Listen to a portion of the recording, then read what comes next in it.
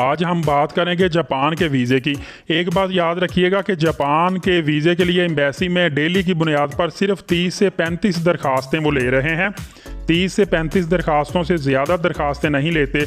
इसीलिए आपको पता है कि एम्बेसी में सुबह सुबह जाना होता है, 9 से 11 बजे तक का टाइम होता है। आपने एम्बेसी जब भी जाना है आप कोशिश करें कि 9 बजे आप एम्बेसी में पहुंचे हों। आपका वीज़ा बिल्कुल फ्री है, 1 रुपया वीज़े का नहीं लगेगा। लेकिन जो शटल सर्विस चलती है वो सर्विस चार्जेस अपने 1000 रुपये या 1500 रुपये लेती है शटल सर्विस के। इसके अलावा जापान ने वीज़ा जब से फ्री किया हुआ है, वीज़ा फ़ीस की बिल्कुल भी नहीं है, तब से बहुत ज़्यादा रश पड़ा हुआ है। लेकिन 30 से 35 दरखास्तें आपकी जो जमा होंगी। लेकिन जापान आपको आजकल अपॉइंटमेंट दे रहा है, वो आपने फ़िज़िकली जब आप जापान एम्बेसी जाएंगे वहीं से ही वाकिंग इंटरव्यू और वाकिंग आपको अपॉइंटमेंट मिल जाएगी। और जिन लोगों को प्रोसेस का नहीं पता कि जापान का प्रोसेस क्या है, उनके लिए ये वीडियो बहुत फ़ायदेमंद होगी, क्योंकि मैं एक्चुअल तौर पर आपको बताऊंगा कि असल में एम्बेसी की रिक्वायरमेंट है क्या। इसके मुताबिक तमाम तर आप अगर मालूमात और डॉक्यूमेंट इकट्ठे करेंगे तो याद रखिए जापान की वीज़ा रेशो आपके लिए 90% रहेगी। और ये पिछले काफ़ी अरसे में 90% वीज़ा रेशो रही है। लेकिन अगर आप डॉक्यूमेंट फेक लगाएंगे तो समझिए आपका वीज़ा रिजेक्ट होगा और आपकी वीज़ा रेशो 10% रह जाएगी। जापान के वीज़े की जो प्रोसेसिंग टाइम है वो आपको बताता चलूँ कि जब आप डॉक्यूमेंट सबमिट करते हैं तो 5 दिन के अंदर अंदर आपका वीज़ा लग जाता है। वैसे तो सेम डे में ही वीज़ा आपका लग जाता है, लेकिन आपको वो इन्फॉर्म करते हैं तो 5 दिन का अरसा टोटल गुजर जाता है।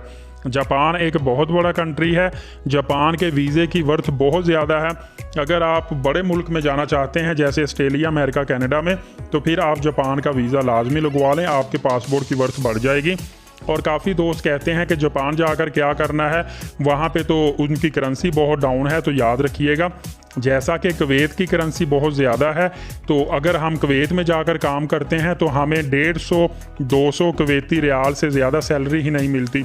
वो 1.5 लाख पौने 2 लाख रुपए बनती है। और अगर हम जापान की बात करें तो यहाँ पे अगर हमें जॉब मिलती है तो हम आसानी से 4 लाख रुपए भी कमा सकते हैं। तो इस तरह जापान की आप करेंसी की वैल्यू ना देखें, जापान की बेसिक सैलरी देखें कि वो कितनी ज़्यादा दे रहा है। जहाँ तक डॉक्यूमेंट की बात है, आप लिख लीजिए डॉक्यूमेंट कौन कौन से हैं। 6 मंथ वैलिड पासपोर्ट अपना लेना है और इसके साथ वाइट बैकग्राउंड वाली पिक्चर आपके पास होनी चाहिए, 2x2 की पिक्चर होनी चाहिए। लेकिन याद रखिए कुछ दोस्त जो हैं वो पुराने पासपोर्ट या उसकी कॉपीज़ भी साथ लगा देते हैं।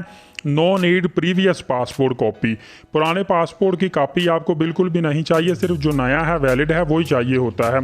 अदरवाइज़ आपके डॉक्यूमेंट वो रिजेक्ट कर देते हैं, क्योंकि एक चीज़ रिक्वायर्ड नहीं आपने लगाई क्यों है साथ। वो कहते हैं कि इनको इन्फॉर्मेशन ही नहीं और ये अप्लाई कर रहे हैं। इस चीज़ का आपने ख्याल रखना है। आपने A4 साइज़ में तमाम डॉक्यूमेंट, इवन के आईडी कार्ड जो चाहिए होता है वो भी फ्रंट और बैक से चाहिए होता है। तमाम डॉक्यूमेंट आईडी कार्ड समेत A4 साइज़ में आपने लगाने होते हैं। और इसके साथ साथ आपने बैंक स्टेटमेंट देनी होती है। बैंक स्टेटमेंट आपकी 15 से 20 लाख जितनी स्ट्रॉन्ग होगी उतना आपका वीज़ा रेशो भी बढ़ेगी और वीज़ा आपका जल्दी लगेगा। और आपकी बैंक स्टेटमेंट बिल्कुल स्मूथ होनी चाहिए, फेक नहीं होनी चाहिए। और bank statement proper sign stamp होनी चाहिए बैंक मैनेजर से। और 10 दिन से पुरानी आपकी बैंक स्टेटमेंट नहीं चलेगी। इसी तरह सोर्स ऑफ इनकम आपने बताना होता है। आप जॉब कर रहे हैं तो कंपनी लेटर हेड पे आपका नाम, आपका डेजिग्नेशन, आपकी सैलरी, कब से काम कर रहे हैं, और इसके साथ साथ 3 माह की आपकी सैलरी स्लिपें भी साइन स्टैम्प साथ लगेंगी। अदरवाइज़ अगर आप बिज़नेस करते हैं तो चैम्बर का कार्ड लगेगा, लेटर हेड पे आप कवरिंग लेटर या प्लान भी बना सकते हैं और NTN नंबर भी आपको साथ लगाना और इसी तरह NTN के साथ 1 साल की टैक्स रिटर्न भी आपने जमा करवानी होगी, वो भी हार्ड फॉर्म में। इसी तरह मैंने जैसा आपको बताया कि कवरिंग लेटर, आपका लेटर हेड पे ही कवरिंग लेटर बना लें, ट्रैवल प्लान इनको दे दें।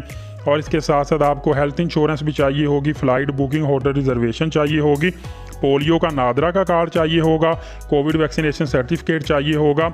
और इसी तरह ये तमाम तर डॉक्यूमेंट की एक फ़ाइल आप तैयार कर लेंगे तो ये आपके लिए जापान के लिए भी वैलिड होगी। और अगर आप यूरोपियन या किसी और कंट्री में जाते हैं तो ऑलमोस्ट यही डॉक्यूमेंट आपके इन कंट्रीज़ के लिए भी वैलिड होंगे। और इसके साथ 1 साल से पुराना FRC नहीं चलेगा। FRC आपका कम से कम 1 साल वैलिडिटी फ्रेश चाहिए होता है।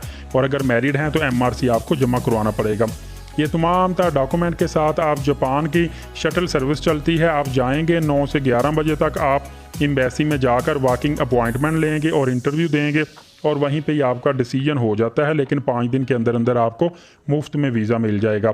उम्मीद है ये नई मालूमात थी, बहुत रिसर्च के साथ आप तक लेकर आया हूँ, आपको अच्छी लगेगी। जो भी चैनल पर नए हैं, सिर्फ एक रिक्वेस्ट है, भाई को सपोर्ट करने के लिए चैनल सब्सक्राइब रखें, दोस्तों को भी सब्सक्राइब करवाएं, वीडियो को शेयर भी कर दिया करें, बेल नोटिफिकेशन को भी ऑल रखें। इंशाल्लाह अगली वीडियो में मिलेंगे। वीज़ा वर्ल्ड के नाजरीन का टाइम निकाल कर वीडियो देखने का बहुत शुक्रिया। अल्लाह हाफिज़।